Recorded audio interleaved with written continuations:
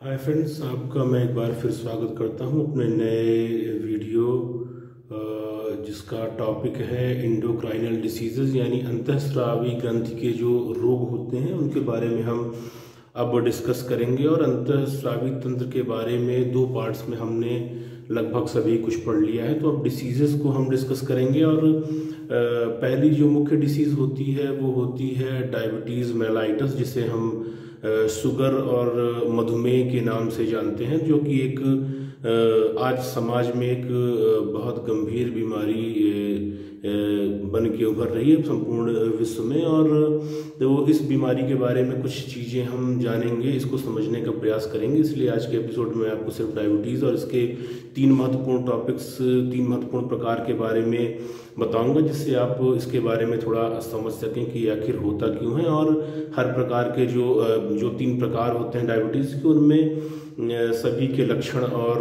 उसका निदान कैसे किया जाता है। तो आइए आज हम शुरू करते हैं अंतःस्रावी तंत्र के रोग का पहला भाग, तो जिसमें आप देख पा रहे हैं एंडोक्राइनल डिसीज अंतःस्रावी रोग।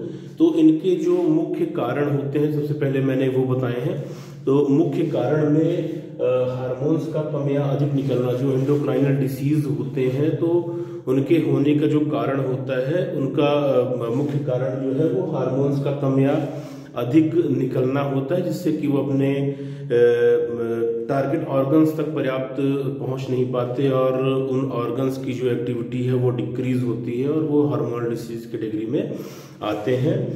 इसके बाद शरीर में किसी ग्रोथ, जैसे ट्यूमर के कारण अगर शरीर में किसी तरह की ग्रोथ, एबनॉर्मल ग्रोथ हो रही है, तो हार्मोनल डिसबैलेंस होने की पूर्ण संभावना रहती है और इस कारण से एंडोक्राइन डिसीजेज जो है वो क्रिएट हो सकते हैं।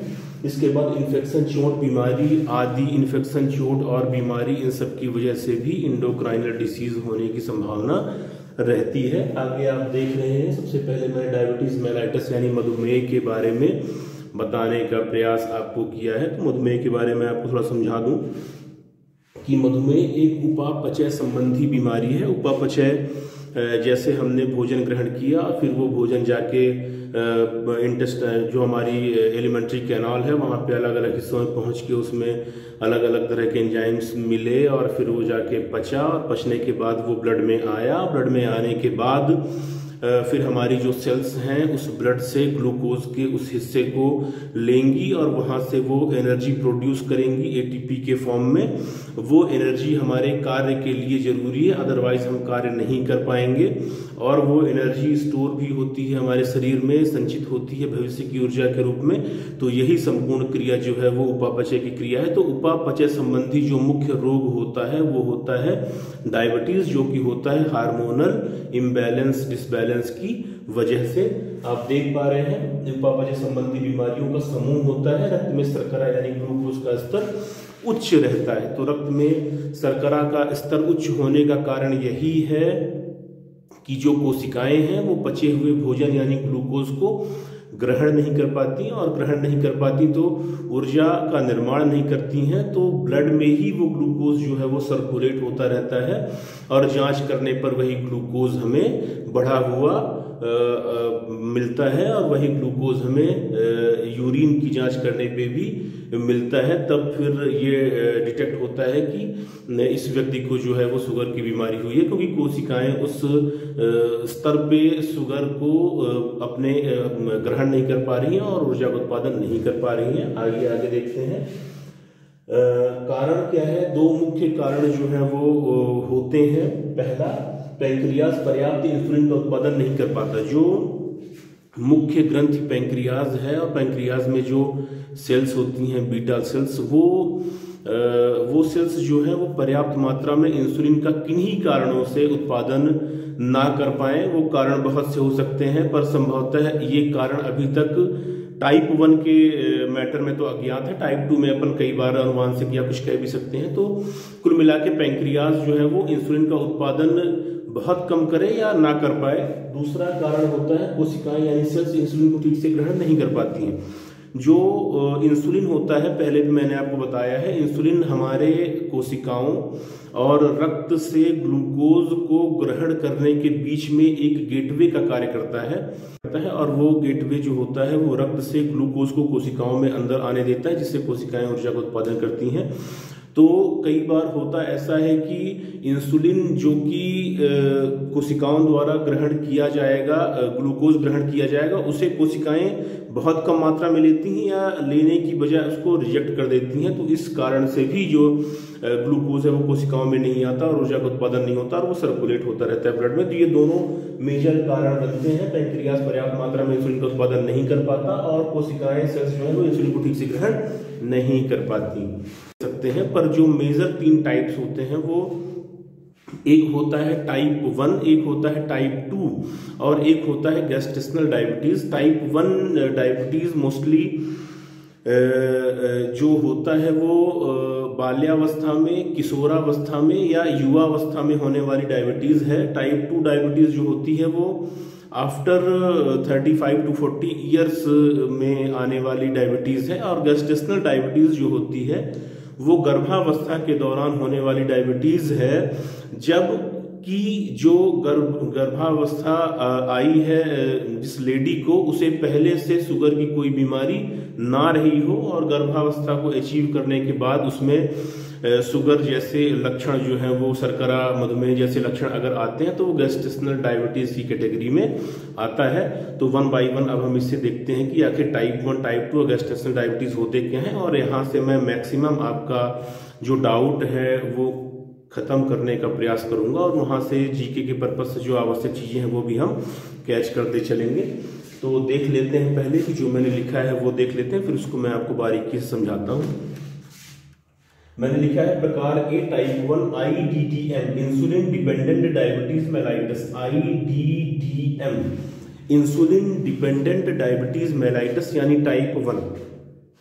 अब हम यहाँ पे जान लें कि टाइप 1 जो डायबिटीज होती है वो होती है इंसुलिन डिपेंडेंट, यानी अगर कोई डायग्नोज्ड होता है कि वो टाइप 1 डायबिटिक है तो ये चीज बिल्कुल जान लें कि अब जीवन भर उसे इंसुलिन के ऊपर डिपेंडेंट रहना है। इंसुलिन यानी वो हार्मोन जो रक्त में रक्त शर्करा की मात्रा को नियंत्रित करता है और कोशिकाओं को प्रेरित करता है ग्लूकोज लेने और ऊर्जा उत्पादन के लिए।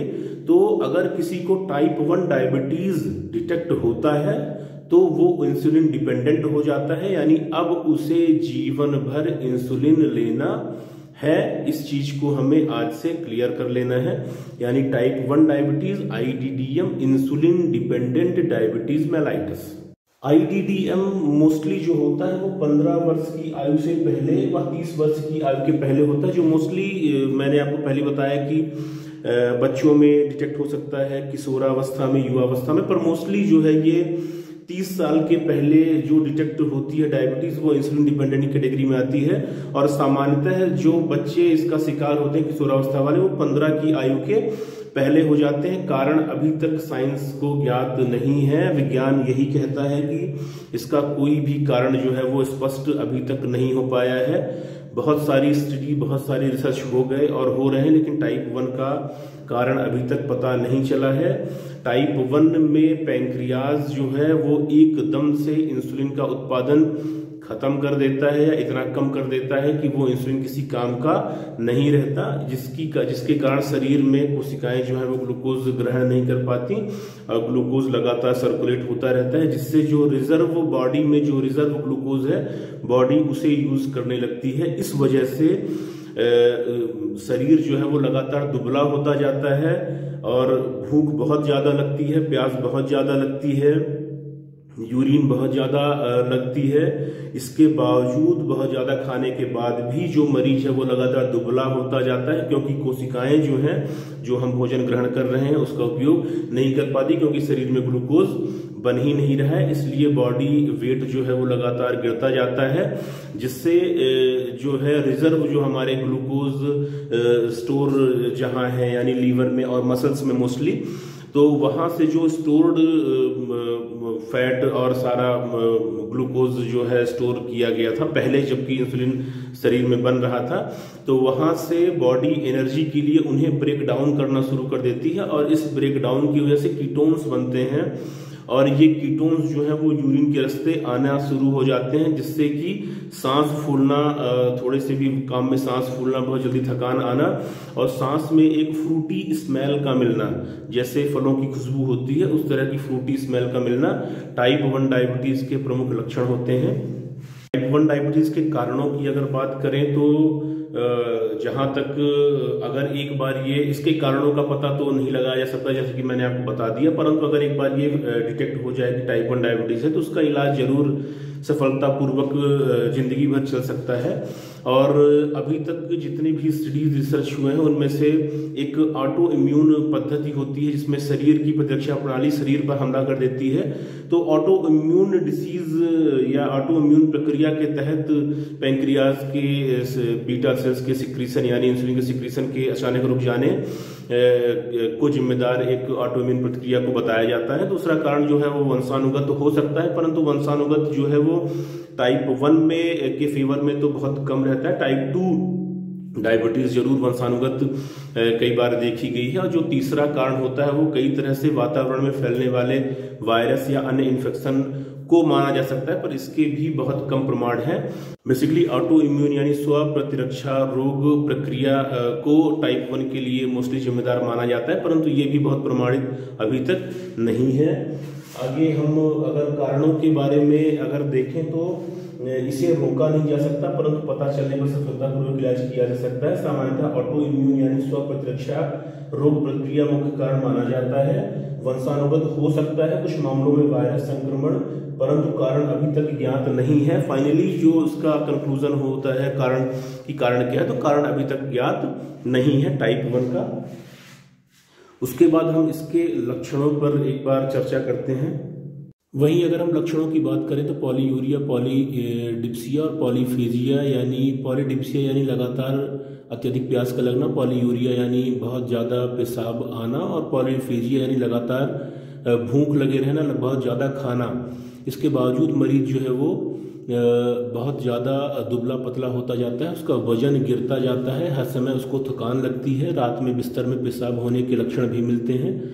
इसके अलावा मरीज का सांस फूलना, सांस में फ्रूटी ऑर्डर का यानी फलों जैसी खुशबू का आना, और चूंकि कोशिकाएं जो हैं वो इंसुलिन कम होने की वजह से ग्लूकोज का इस्तेमाल नहीं कर पाती, इसलिए रिजर्व जो फैट और ग्लूकोज होता है उसका उपयोग लगातार शुरू हो जाता है, जिससे कीटोन बॉडीज बनना शुरू हो जाते हैं, जिससे कीटोएसिडोसिस कहते हैं। इससे मरीज की सांस फूलती है और फ्रूटी स्मेल आती है। तो सामान्यतः यही जो है वो टाइप 1 यानी IDDM insulin dependent diabetes mellitus के लक्षण देखे जाते हैं। और मरीज जीवन भर इसमें इंसुलिन के इंजेक्शन और जो आजकल अत्याधुनिक तकनीक कुछ डिवाइसेस आई हैं जो स्किन से अटैच होती हैं के उपयोग के लिए निर्भर हो जाता है इंसुलिन पर। तो यही इसका एक कारगर इलाज होता है।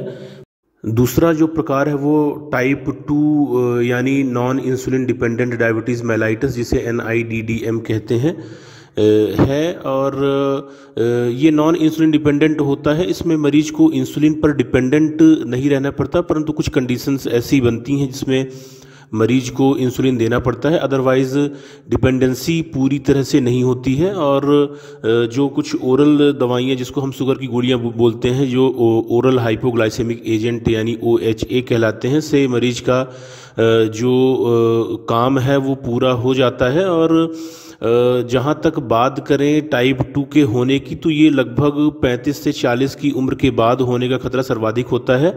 और जो सबसे बड़ा कारण निकल के आता है टाइप 2 डायबिटीज़ का वो होता है सेडेंट्री लाइफ। सेडेंट्री लाइफ में व्यायाम की कमी होती है, व्यायाम की कमी की वजह से मोटापा आता है, और जिसकी वजह से डायबिटीज़ होने की संभावना सबसे ज़्यादा बढ़ जाती है।